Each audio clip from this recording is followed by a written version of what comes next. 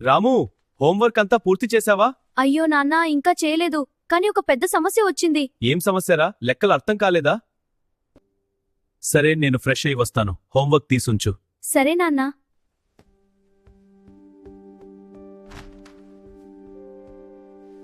కాదు నాన్నా, మా మాస్టారు ఒక కొత్త రకం కోడ్ లాంగ్వేజ్ లో హోంవర్క్ ఇచ్చారు.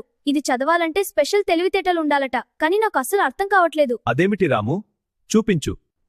ఏవండి, గంట నుంచి ఆ బుక్ లో ఏం చూస్తున్నారు? అదేనమ్మా, వీడికి ఏదో కోడ్ హోంవర్క్ ఇచ్చారంట. నాకే అర్థం కావట్లేదు.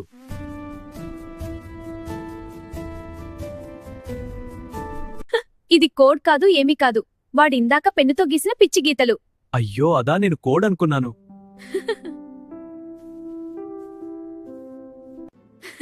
ఇది కారు గీత, ఇది ఇల్లు.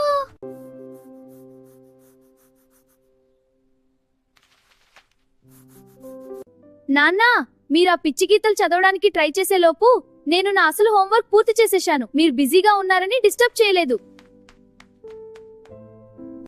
ఒరే, నన్నే బురిడి కొట్టించావా? సరేలే, కనీసం హోంవర్క్ అయినా పూర్తి చేశావు, అది చాలు.